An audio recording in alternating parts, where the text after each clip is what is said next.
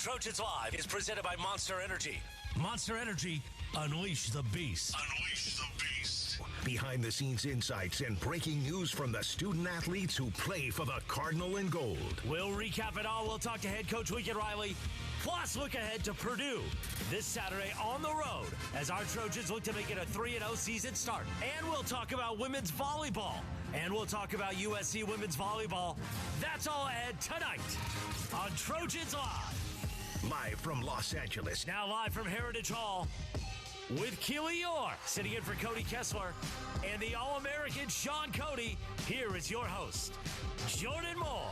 Hello and welcome to Trojans Live, presented by Monster Energy on ESPN LA 710 across the USC Trojans Media Network. I am Jordan Moore alongside Shaun Cody and Keely Eure, and the head coach Lincoln Riley set to join us now. USC's head coach interview is presented by iTrust Capital, the official crypto platform of the USC Trojans. The Trojans sit at 2-0 after another ultimately commanding win in the Coliseum, winning by 39 on Saturday. I'm sure plenty to go over, Coach, with the team on Sunday. What were your key takeaways for them as now we step up into Big Ten play? Yeah, it was good to be able to separate again and make enough plays on all sides to get that done. So I think that, that first and foremost. We had to deal with a little bit more adversity than we did in the first game. We had the fumble early on. We gave up a couple of plays in the secondary, one competitive throw and one busted coverage. And so, yeah, I think to have to deal with that a little bit was good, and I thought the team responded well from it. There's a lot of good plays. I mean, we're making a lot of explosive plays on both sides of the ball. Offense had a lot of big plays. Defensively, we had a lot of big plays, sacks, TFLs, all of that. The penalties stood out in the first half for sure. I thought, that definitely, I think, gave them a little bit of life offensively, extended some drives. We had one on a 3rd and 6 where there was an incomplete pass that they ultimately ended up scoring on that drive. So we got to clean up the penalties. But, yeah, I mean, I think there were definitely some things that improved on both sides of the ball from week 1 to week 2, and we'll have to continue to do that. I mean, we know the games are going to get tougher. The challenges are going to be different, including this week, and so we've just got to keep building. But I think also, the other big takeaway was, again, it's 2 games now we've been able to play a lot of the roster. We've been able to play a lot of guys, and that is going to pay dividends later on this season. That'll pay dividends in the future. Games like that where you can separate. Obviously, winning handily like that is great anytime, but then the other added benefit is that you're spreading out the reps. You're developing more guys for the stretch run, especially in college football now with the potential for these seasons to really be longer than they've ever been. It's important to have some games like that. Coach, offensive line-wise, you rotate a little bit of shuffling going on, and a relatively, young group coming together after game 2, no sacks given up again, and the run game has been tremendous. What have you seen from that group that gets you excited?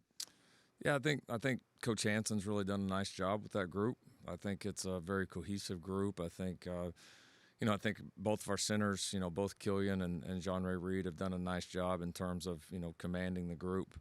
We've played pretty steady. We really have. We haven't had a lot of busts. We were definitely cleaner in the run game this week when compared to week 1.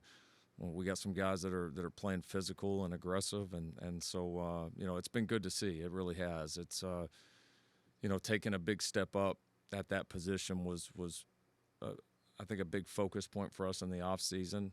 And I think, I'm excited what I've seen through 2 games. Again, challenges are getting ready to change, but we've handled the first 2 well so far. Justin Tawanawu with the big hit. I like that play. That play was awesome for me. He actually comes off. He's open space, big block, and then he trips. Does he get any grief for the trip at the end? Well, see these guys all hate wearing knee braces, so he had the knee braces. They blame it on the braces. No, these guys, it's unbelievable how much they hate it. But it happens like once a day because you'll see a guy running and the knee braces just catch, and it's just we had a good laugh during the team meeting yesterday, but it was an awesome block by Justin. You mentioned playing a lot of Trojans. We saw a lot of rotation at the corner position. What have you seen on the whole from that room? Yeah, that's been a goal here in these first couple of weeks was to play a lot of guys. I think DeCarlos has really he's been our steadiest player there through camp and certainly in the first 2 games. So I think he's really, established that he's going to play a lot of snaps for us. It was great to get Chasen back, although he was on a little bit of a pitch count, but it was great to get him back and see him get some reps. He took some really good reps in the game. It was a bad pass interference call on him. I mean, that was good coverage, and he thought he did a pretty nice job. And it was good to see, Marcellus, Conley, Harvey, all of those guys, just get a chance to rep them. And so we'll probably have to narrow that down here at some point. I mean, we understand that, but they all had some really positive reps. Conley had some really good tackles. Marcellus had a couple really nice plays in coverage. I mean, that's been kind of one of our goals was, play all these guys. Let's see what we've got, and then we'll plan on narrowing it down as we get into Big Ten play. You're listening to the head coach, Lincoln Riley, on Trojans Live. Coach, staying on the defensive side of the ball, you have 21 tackles for loss already through 2 games. You had 53 all of last season. What has allowed you to play on the other side of the line of scrimmage?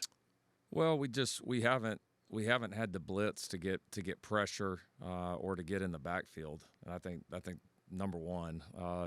I think number 2, we've had more production from our edge players, and those were obviously 2 things we talked about at length throughout the entire offseason. Right, was being more dominant on the defensive front, not putting us in a position we feel like, man, if we don't blitz, we're not gonna get the pressure, get the push that we need, and so.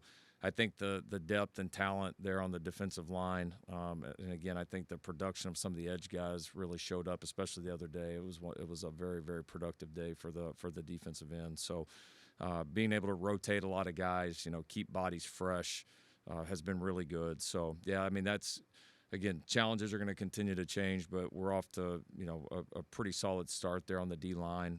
We still have a lot of things we want to clean up. We got out of gap a couple of times on a few of the runs that came out. I mean, none of the runs were crazy explosive, but still, we got to play a little bit steadier there. But it's good to see the production, good to see us changing the line of scrimmage, pushing the line of scrimmage back, winning in one-on-one pass pros.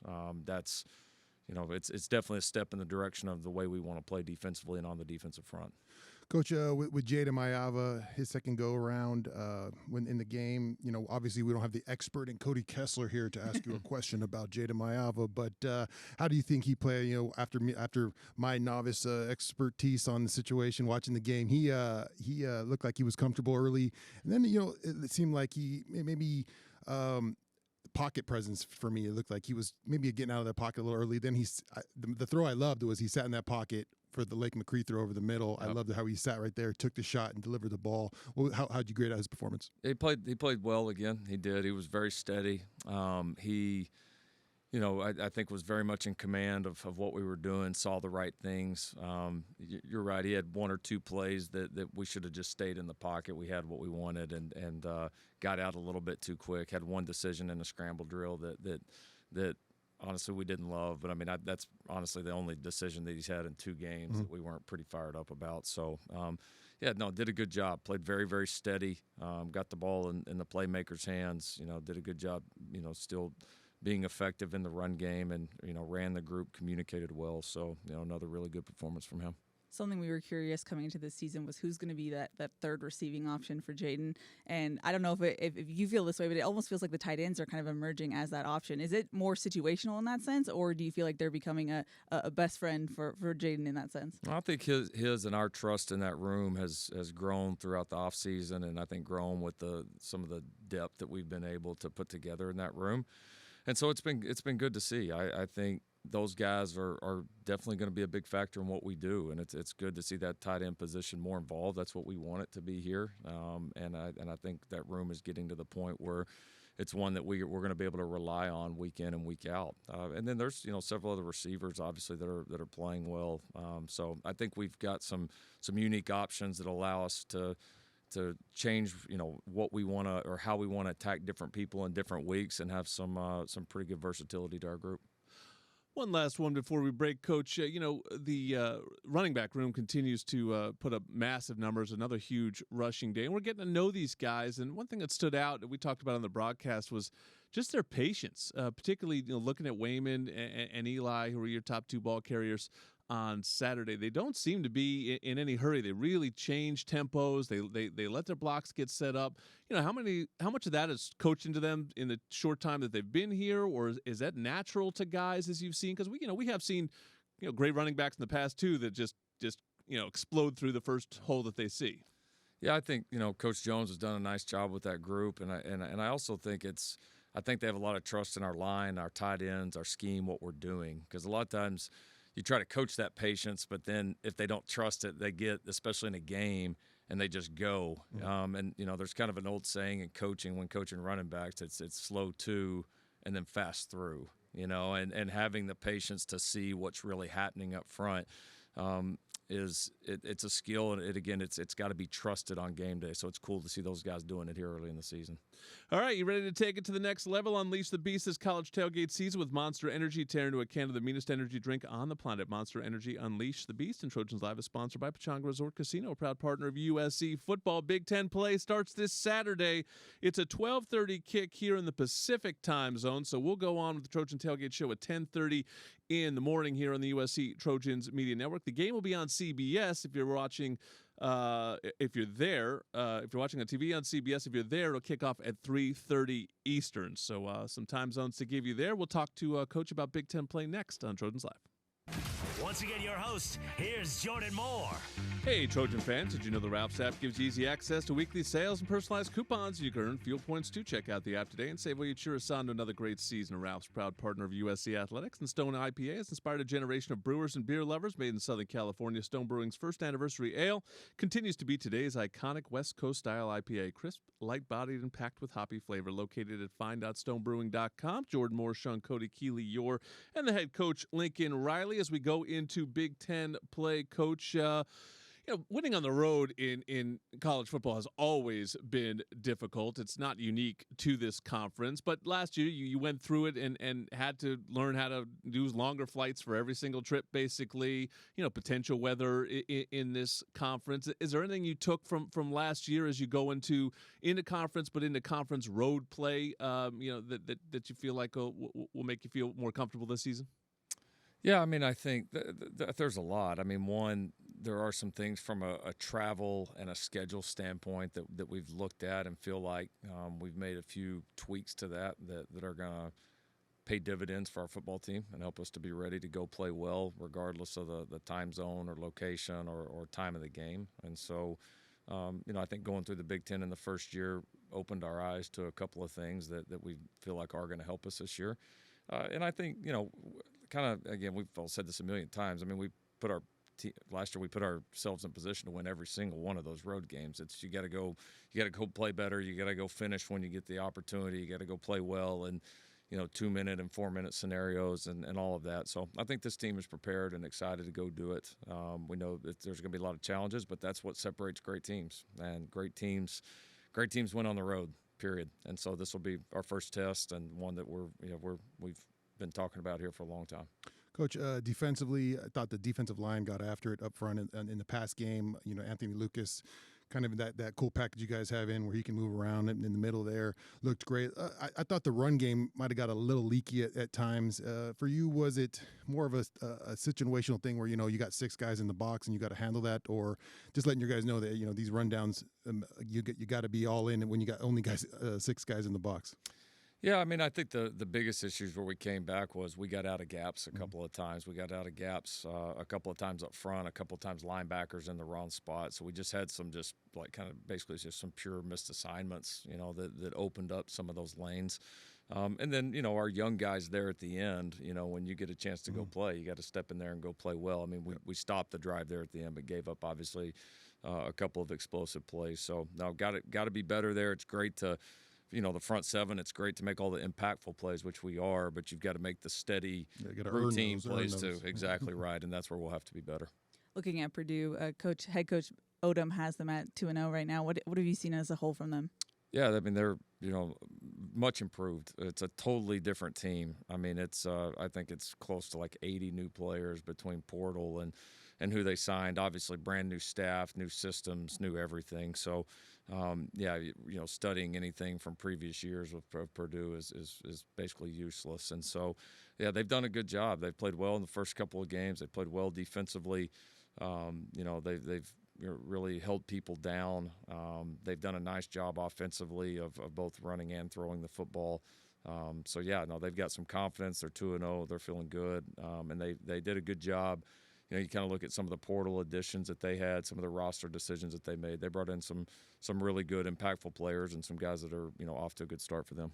You're listening to head coach Lincoln Riley on Trojans Live. Coach, the NFL started this week, and you probably have coached dozens of guys in that league, but the amazing stat right now is that there's only 32 starting quarterbacks in the NFL, and 5 of them played for you. It's a pretty crazy stat on its face, and I think you've maintained relationships with most of those guys. I'm curious what that relationship is like when you talk to like a Baker Mayfield. Are you guys just friends now, and you're talking about family and life, or does he come to you and you talk ball still? Just honestly whatever they're in the mood for, to be honest. Just try to be there for them and as they go through the ups and downs of their season. And now that I'm not coaching them, it's just a chance to be, that supportive figure. And yeah, sometimes it's as simple as just checking in on each other, family, all that. Sometimes it's ball related. Sometimes we see them do something and I'll FaceTime one of those guys to talk to them about something that they did. And so, it just kind of varies with each guy. Each one of them are a little bit different, but it's been good to maintain those relationships. We've had several of them come up here and work out. Kyler brought his entire group up here this summer, and those guys stayed up here and worked out at our place for a while. And once the new facility's done, I imagine we'll have quite a few of them coming back or even more. But, yeah, it's cool. It's cool to see those guys all out there playing. It is kind of a unique stat, but I think just it's a pride and excitement to see those guys having moved on to that level and having success to become high-quality NFL starters. Coach, I know you were locked into the game on Friday, but in the fourth quarter, they cut to a camera where they show people dancing at times, through the stands. And I don't know if you noticed, but they cut to the big fella upstairs, and I went to a move. And I want to know if you had any suggestions maybe, or you could offer some of your great knowledge of dancing. I don't know if you saw it. Did you see it? I didn't. I'm disappointed. I missed it. Can you show it to me? It's a little bit like oh, yeah. Like that. I think it was like that. It was less. He was a little tired. It was less. Yeah, was it? It was tame by your standards. I got some harsh criticism, but what did you think about? Well, I think after all the surgeries, like I see this big old scar on your knee and all that. I mean, right? I got to be honest. I'm impressed. Keely was all over me. She gave me a hard time. She was unimpressed with my moves. He has more energy usually. So he does. You got high standards. Caught me off guard. Caught me off guard a little bit. I'll work on that move, Coach. I love it. Pay attention in the fourth quarter, unless you're busy. You got it. Keely, can I ask a quick one? Because a fan tweeted at both of us, I think all three of us, and asked to get one in. I thought it was a pretty good question. I'm always out there for the opening coin toss. This question comes from Matthew Bodikid, who wants to know about your when you do win the toss, what goes into your decision, because you're a guy early on, I feel like pretty much always took the ball. Then there was a stretch, I feel like, where you changed that up. You took the ball on Saturday. What goes into that? Yeah, some of it's just matchups. Some of it's weather. There's some of it's obviously kind of your team versus their team and just kind of how you feel like it's going to play out. There's some analytics that we use with that too. I'm always aware of the analytics. I don't always go for it in terms of like following the analytics advice, but it is something that we're aware of. So yeah, I mean, I think it's a little bit of a moving target, but ultimately at the end of the day, trying to put our team in the best position to win. That's probably the one thing I think that's you could argue how relevant it is or not. I mean, at some point, everybody's going to see the ball, but I do think there are some games where we're certainly a little more strategic with it than others. All right, thanks for the question, Matthew. Thank you for your time, Coach. Lake McRee's coming up next on Trojans Live, and USC versus Purdue is coming up on Saturday, 12:30 p.m. Pacific Time, 3:30 Eastern, right here on the USC Trojans Media Network. Lake McRee coming up. Our Best in the Game is brought to you by Old Dominion Freight Line, official freight carrier of USC Athletics, helping the world keep promises. Jordan Moore, Shaun Cody, Keely, Eure, and a returning champ, Lake McRee, has been on Trojans Live before. Real vet on this team. The tight end. Lake, we were talking about you a lot last week. You had that great sprint to the end zone in the opener, and you just look really healthy. I mean, how does it feel? I mean, you must have been gutting it out at the end of last season, because just watching you explode in that first game and the way you played in the first 2 games, you just look a lot fresher. Yeah, no, definitely. I definitely feel a lot better probably than I ever have, since I got here. Dealing with injuries, in and out of the season. It was good to, get an off season and get a spring where I only played about half a spring, and I was able to really get my body back and, actually feel like 110% in fall camp. And I think, it showed last week and this week, and I feel really good. You guys have been a big part of the offense in the first 2 weeks. You and Walker's coming out and opening up the game, 12 personnel, two big tight ends out there. What's it like to be that kind of third option, for Jaden out there? Yeah, it's awesome. It's something that we've been working on ever since I got here. I feel like every year, this will be my 5th year, and every year I feel like the tight ends kind of, opened up a little more and more of, being a part of the offense. My first year wasn't a lot, and then it kind of just kept progressing, and it's in a spot that we like a lot, but we still got to keep building on that. Walker's, a really good football player. He's really smart and super good for his age too. He's still really young. So really cool to see the stuff that he's done. He did some stuff for us last year, had a great offseason, great spring, and I think it's paying off now. Given that you feel 110%, how much does that fuel you in your confidence? Definitely helps with the confidence. With all those injuries, it's tough, mentally, and being able to have such a great offseason and staying healthy has done wonders for my mental, and I'm just hoping to keep on building on it. You're listening to redshirt senior Lake McRee on Trojans Live. Changing your position, coach, going into this season, Chad Savage, the tight end coach. What's it like playing for him? It's awesome. I feel like the 2 coaches I've had under Coach Riley is kind of like a tight end's dream. You get a coach with the O-line background, and you get a coach with a wide receiver background. So I'm kind of getting the best of both worlds and learning so much right now from Coach Savage when he came here in spring. And even that, he still helped me in my blocking game too, and kind of learning the scheme of not just what I'm doing, but what the whole O-line's doing or what the inside receivers are doing, and kind of just understanding what all 11 guys are doing. So, can't say enough good stuff about Coach Savage, and, he's continued to develop our room really well, and, yeah.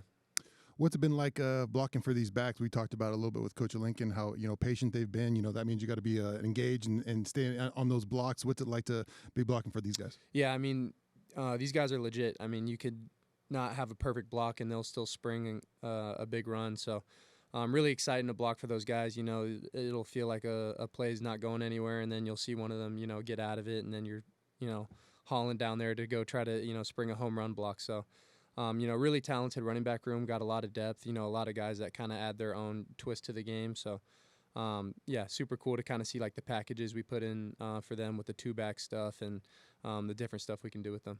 Saturday felt like a little bit of a full circle moment for you. As you said, you're sure. a 5th year. You're one of the last Helton recruits. What was that like to have both of your coaches on the field? Yeah, it was definitely strange, but it was super cool. Like you said, full circle moment. I kind of mentioned it earlier this week, but, wouldn't be here without Coach Helton. At the end of the day, he recruited me for 2 years to USC. He's the reason I came to USC, and he's the reason I'm blessed to, be at this prestigious university. And, can't thank him enough or say enough good stuff about him. He's as good a person as he is a coach, great guy, really cares about all of his players and all of his staff. And it was cool to see him after the game, and me, Tone, and Prophet took a picture with him. So that was really cool, and it was good to just talk to him. It wasn't long, but it was still really cool. Keely, I have a full circle moment written in my notes as well. Same page. Just on the same page. When do we get to see your cool one-handed catch and then turn to the crowd? Yeah, I don't know if I have that type of leeway. When you have 4X hands and you do stuff like that in practice all the time, you get the free pass to try stuff like that. I'll just stick to 2 hands for now. Do you guys marvel sometimes? Just watching Makai run away from people that have angles on him, and then the stuff that Jacoby does. I imagine you're a pass catcher, and a good one in your own right. But you marvel. He runs away from guys too. We saw him. That's true. I know. That's what Makai taught him that. Yeah, exactly. Like you said with Coach Savage, I'm in a room with Makai now, so. Even though you wouldn't think, I feel like I've learned some stuff from Makai, even though he's a receiver, I'm a tight end, being able to, take parts of what he does in his routes. So it's super cool to see what those guys do. And, they do a lot of crazy stuff, but it's so routine for them that it's not even that crazy anymore. Going on the road for the first time, you're one of the captains on this team. What's the message to the guys? As last year was a struggle trying to find a win on the road, and it seems like the team, the talking points, at least after the game, where you guys are trying to change that mindset and getting ready for the road. Yeah, I mean, I think we obviously struggled on the road last year, so we want to, make it a focal point. But at the end of the day, it's football. Whether it's away, whether it's home, whether it's neutral site, we have to go out there and, we can't let us be ourselves. So I think if we just, make that a focal point, and we just got to go out there and play our game, whether it's, a Big Ten championship or it's just a normal away game. So I think we're excited to, be in our first, Big Ten game, and Purdue's a really good team. So we're excited to go out there and, kind of just prove to ourselves that we know what we can do. Big chance to get a Big Ten road win on Saturday. USC and Purdue. Lake McRee will be out there for the Trojans. Speaking of big wins, USC women's volleyball just won the Trojan Invitational. The MVP was a freshman. Her name is Abigail Mullen. She's next on Trojans Live. We're back with Trojans Live. This is the ESPN LA USC Trojan Media Network, presented by Pechanga Resort Casino. And it is Trojans Live on this Monday, September 8th. We take a break from USC football to celebrate USC women's volleyball. That's right now. On Trojans Live, once again, here's your host. Here's Jordan Moore. Fight on Trojans and fly on with ONT. Ontario International Airport is a proud sponsor of our USC Trojans. Visit SoCalSoEasy.com to start planning your next vacation today. And don't wait until game time to plan for retirement. Open your free iTrust Capital account today and get your crypto IRA. iTrust Capital is the official cryptocurrency platform of the USC Trojans. It's time for our women's spotlight. Jordan Moore, Shaun Cody, Keely, Eure, and Abigail Mullen joins us now for the first time, a freshman on USC women's volleyball. You're not playing like a freshman. Most outstanding player tournament you guys won. You knocked off the number 13 team in the country. How have you been able to hit the ground running here at USC? I think just all the training we had in the summer just really prepared us for this moment. We've been playing a lot of team volleyball, I feel like, just playing together, and our coaches are leaning on us and we're leaning on each other. And so I think that really just helped us this weekend with the 3 games we had, and just really excited about the turnout that happened. From Waukesha, am I saying it? Waukesha, Wisconsin? Waukesha. I was born in Waukesha. Okay. And then I'm from Kansas City. So take us through the journey of getting from Wisconsin to Southern California. I mean, I think I was like 1 or 2, so didn't really have much input on moving to Kansas City. But my sister was born in Kansas City. My mom's family's from Wisconsin, so we both our whole family loves both those places. And Kansas City is where I was born and raised, I guess. And I love the Midwest. Mm-hmm. They hold so much value to me, and just excited to be out here in California, though. I think just being able to experience a new place is really exciting for my 4 years here. Building off of that, your mom played at Iowa, your dad played at Iowa. Yeah. Was there a family pull to go to Iowa? Not really. I mean, we both, my sister and I both loved going to Iowa games when we were younger, and so there was always that in mind. But at the same time, it was about our journey, and my parents respected that, and they respected that we had to make our own decision, and there wasn't much influence on them on where we had to go. It was more so just take this into your own hands. So, I mean, I love Iowa. I still love going to football games there. I'm excited for whenever they come here this season, and So we're gonna win. To watch us beat yes, my parents are coming too, so they're excited to see that. But I'm hoping USC wins. But yeah, I just love how much they've respected both my sister and I's journey as an athlete, because they understand how it feels as well. You're listening to Abigail Mullen from USC Women's Volleyball on Trojans Live. Interesting weekend for your team. You guys really grinded it out for the first 2 matches, and then the big bad number 13 team in the country comes in, and you swept them away in 3. Did something come together on Sunday in that match? Did you feel like, sort of playing to your level of the competition a little bit? What was the verdict? I don't know. It might have just clicked on Sunday. I think, San Diego and Santa Barbara are really good teams, so I think it was a really good game. And at the end of the day, we just played the volleyball we know how to play. And on Sunday, I think that was just a really great showing of what we are capable of. And so I'm glad that we got to that space. And I think that whole weekend was a battle, and so just being able to figure it out the first 2 games and then finally being able to play what we know how to play is really exciting for us. And it was a good test, and I think we wanted that win a lot. So I'm just really proud of how we handled the weekend and the 3 games, and so I'm looking forward to the rest of the season. Yeah, as a freshman, it can be tough to kind of break into that lineup and get a role for yourself. How have you been able to cut that space for yourself? You know, has the team been accepting of you? Like, what was that? What was it like to get in as a freshman and get a role? Taylor Deckard and I came in the spring, so I've been here for a while. So that's been nice, getting comfortable in the space and with the team and the coaches. So there's that aspect. And then also just the freshman class that we have, we're all so well connected. And so I think that really helps with getting into the team culture. And then the upperclassmen have really been welcoming and just making sure that we all feel comfortable. And so I think that was just super easy for me to come in and just be comfortable with the team from the start. And it also helps that I just love playing high-level volleyball, and so I think that that's a space that I'm used to being in. So yeah, I felt lot fluid coming into this because everyone made it so easy to be here. So yeah. You talk about high-level volleyball. You won gold at the U19 World Championships. What was that experience like for you? That was the most insane experience of my life. I feel like just so blessed for the opportunity. One, like that's just incredible. And I know I'm so lucky to have gotten that opportunity. And then it's just an honor to represent my country. It was a surreal experience with a lot of great players who are now playing at the collegiate level across the country. So that's super cool that I have those relationships with them as well. And then traveling outside of the country was also like a really fulfilling experience, and I'm just super grateful for it. National championship time, Jordan. Shaun, I'm a believer that Kansas City has the best barbecue. Do you have a regional take? I'd lean toward the South a little bit, Jordan. I don't know. The South, like Carolina or Kansas Texas? City. That is obviously why I brought it up. We're going to get to that. I just, Shaun is our resident, specialist, so I just wanted to see if he had a take. Yeah. You think Texas is the best barbecue? I think I would say Texas over Kansas. Can we make an argument here? Why is Kansas City barbecue so special?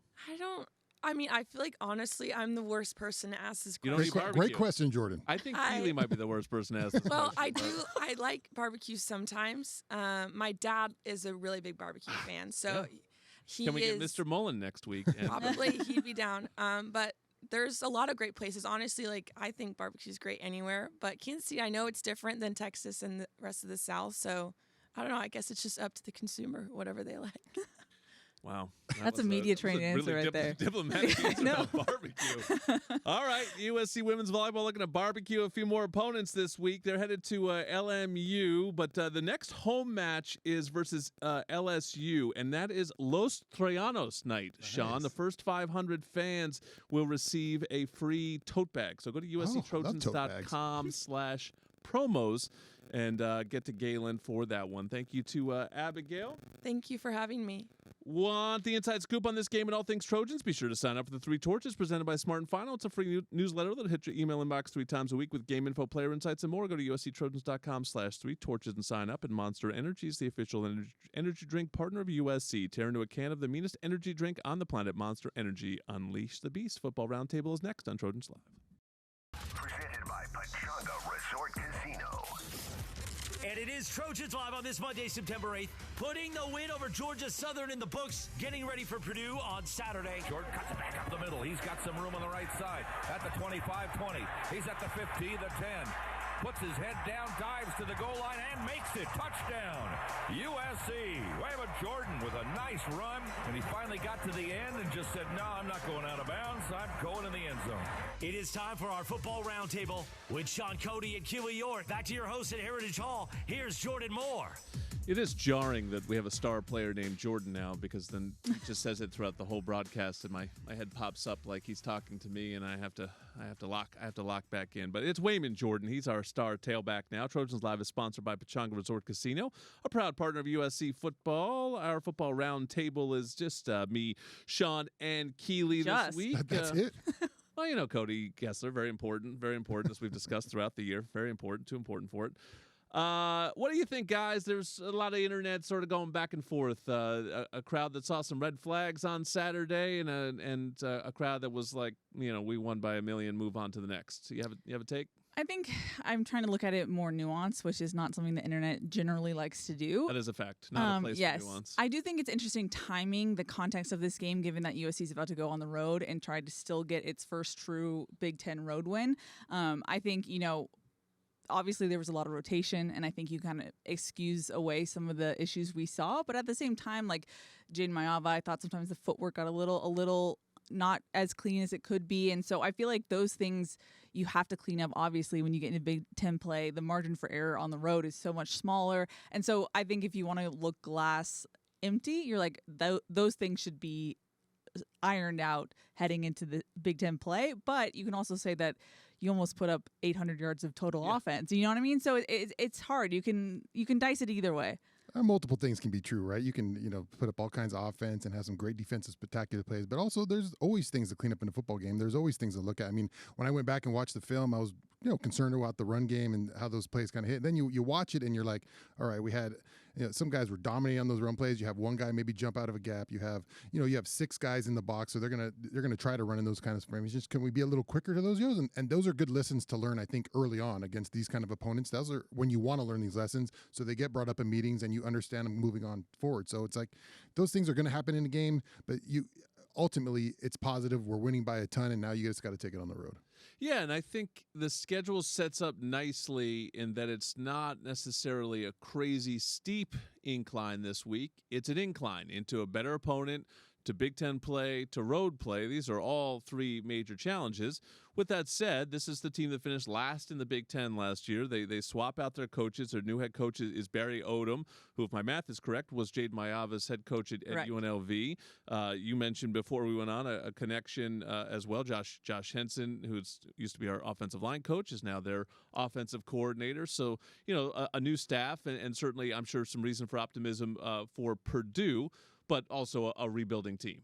Yeah, if Shaun didn't dance for Coach Riley, I was going to ask him about, how much is the Henson factor? Like, he was with this staff for 3 years, and he was in those offensive meetings. How much does that matter when it comes to game planning for USC? I don't know, but I think it is interesting to see just the similarities, the overlap. Even Michael Jackson III's on this team now, so there's a lot of names that we'll see. But, I mean, Odom has the team off to a 2-0 start, best start for a head coach at Purdue since 1916, I believe. So they're off to a good start, but their opponents that they played for that 2-0, it hasn't been the greatest of opponents, so we'll see. If you're the Trojans, you got to only look at this one way. We did not get it done on the road last year. We lost to a crappy Maryland team on the road. Who cares who this team is? It's a Big Ten opponent. You got to bring your A game. They should be locked in. Like, that's what I noticed after the game, that all the players mentioned, next week we got a road game. So I know the coaching staff has already kind of hinted at, it wasn't good last year. We got to fix some things on the road, and they got to be locked in. And when you have a coach who's been on your staff and they can relate to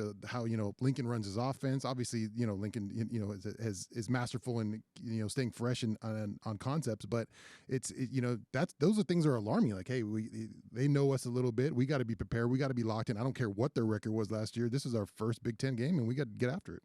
What are the keys to winning on the road in this conference? Because we did see it last year. This team struggled flying to road wins in the league. That was what that's the box they're looking to check. It wasn't just them, though, to be fair. And that was my point about just in general winning on the road is very difficult. And you're going to throw in Notre Dame as well this year. And so who cares if that's a Big Ten game or not a Big Ten game? That is an extremely difficult road game as well. So sort of as Lincoln Riley said, ultimately that's how this team's going to be judged. Great teams win on the road, point blank, period. How do they get it done? I mean, it seemed like last year they were competitive, so it's not like they ever got run out of the building, but struggled to finish the games. Yeah, I mean, talking to the players off-season wise, it felt like there was a little bit of a shock value with just the Big Ten crowd and energy. So I think just the expectation of what you're going into, I think now in year 2 they know that a little bit. But also, I owed to Cody Kessler, who's not here, bringing a good run game. And I'm really excited to see what Wayman Jordan and Eli Sanders do in this Big Ten conference and see their actual debut in that sense. Yeah, and then you always got to pack your run game and defense for any of those kind of situations. So that's having a better defense, having a run game. To me, it's the maturity as a team. It's guys like McRee on your team. It's guys like who've been in those kind of battles. A lot of guys last year being in those battle game know how small the detail is to win those games, right? You take about 5 or 6 plays from last year and change them, and it's a different outcome. So it's those small details that you got to lock into on the road that the veterans who have been through those wars can hopefully pulsate throughout the team. I thought one thing to take from last season's to learn, I assume it'll be the same. You're not going to get a lot of calls kind of either way in this league. The refs kind of stay out of a lot of it. So, you may get in a road situation where they're getting really physical with Lemon and Lane, where we're up in the booth screaming, "Where's the flag for pass interference?" They're going to have to find other ways to win the game other than 755 yards of total offense. It just these Big Ten teams, particularly in their place, Minnesota last year, they slowed the game down, fewer possessions, you don't get a call, one turnover, and all of a sudden it's like it is a 3-point game late with a team that you feel like you should beat. So, that's what you have to be wary of on Saturday. This is a very winnable game for the Trojans, but it's still a Big Ten road game. This is a massive conference, a conference that's won the last 2 national championships. It's early on. You guys have a sense of where the league is this year, the signature win for Ohio State over Texas, but it does kind of feel a little bit open this season so far. Yeah, it feels early. You haven't seen, I don't think, a lot from any teams. Not a ton of big early matchups to really pinpoint. Obviously, Ohio State getting a win over Texas, so it's not a ton early. So it's still, to me, it's early for everything. That's why you don't worry about the rankings right now. You don't worry about those kind of things. It's still a lot on the table, especially this last week. Not a lot of good football to watch the games. Yeah, I feel like we haven't really seen "quote unquote" real football yet. We'll have to see as we progress here. Yeah, and I look at the schedule and. Penn State, who I think maybe is a real contender to win the league, not on USC schedule. Yep. Ohio State, a real contender to win the league, not on USC schedule. So we'll see Oregon much later on in the season. Michigan lost to Oklahoma. They have a really talented freshman quarterback, but a true freshman quarterback nonetheless. So I don't know. I'm just trying to go through USC's schedule a little bit, and it doesn't, trying to figure out who the contenders are. That middle part of USC and I think that Illinois game, because they do have a veteran quarterback and they have looked good so far. They went on the road and won at Duke, which is, I think a solid win. So, that maybe is the measuring stick, but that's still a couple weeks away. The Trojans need to make sure they take care of business before they get to that. We got to take care of some business. One more segment to come on Trojans Live. ESPN LA USC Trojan Media Network. Presented by Pachanga Resort Casino. And it is Trojans Live on this Monday, September 8th. Time for our final segment tonight on Trojans Live. Here's your host, Jordan Moore. One final segment of Trojans Live here. I'm excited. Exhibition season is over. We're getting into Big Ten play this week. You look at the USC schedule. It is interesting games the rest of the way, difficult games the rest of the way. Now let's see how the Trojans navigated. So much to talk to Lincoln Riley about throughout the season. So make sure you stay locked into Trojans Live here on the ESPN radio network, as well as the USC YouTube and the USC Media Network. Our over-under is presented by Pachanga Resort Casino, a proud partner of USC Athletics. Jordan Moore, Shaun Cody, Keely, Eure with you. This over-under is actually inspired by our friend Cody Kessler, who gave me a pretty good trivia question. Only 2 guys in the last decade have had 10 sacks for USC. Those guys were Rasheem Green and Tuli Tuipulotu. So your over-under is 9.5 sacks for this year's team leader in that category. Ooh, I don't know. It's tough because I really love. I think those 3 ends, man, are moving real well. I watched breaking down. They're off film. to a nice start, right around 2.5 for each, and you're a quarter of the way there, and certainly not a quarter of the way through the season. When you have a bunch of guys who can rush, it's hard to really, to get the guy with the gaudy numbers. So it's sometimes luck a little bit when if you have a great pass rush and somebody else is getting there before you, it's tough. So it's I don't know. That seems like a big number when you have those 3 guys rushing. Oh, so you think the issue is they'll divide the sacks too evenly to get to 10, not have that one guy like Tuli was a couple years ago. Yeah, I agree with that logic. I'll trust the defensive lineman. Come to me with all the defensive lineman expertise, please. I know it's not a quarterback question for Cody Kessler.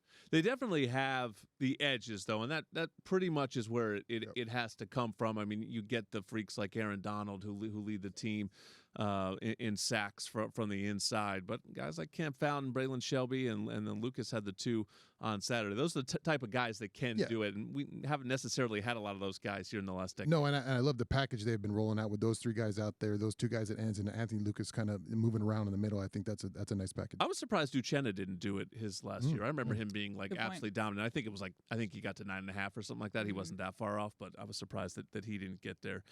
Nice NFL Sunday for you, Shaun.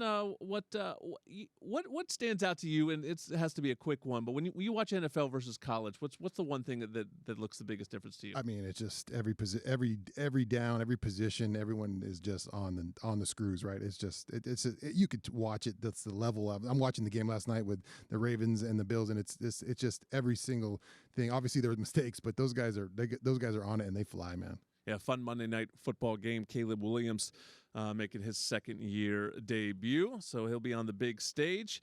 Lincoln Riley, crazy. 5 of the 32 quarterbacks belong to him in the NFL. That's starting quarterbacks. It's pretty crazy. All right, that'll do it for us on Trojans Live. Thank you to our crack production team who gets it done for us week in and week out. And most importantly, thank you, the listeners, the viewers out there. It's getting fun. Stick with us. Trojan Tailgate Show will go on at 10:30 a.m. on Saturday. Fight on, everybody.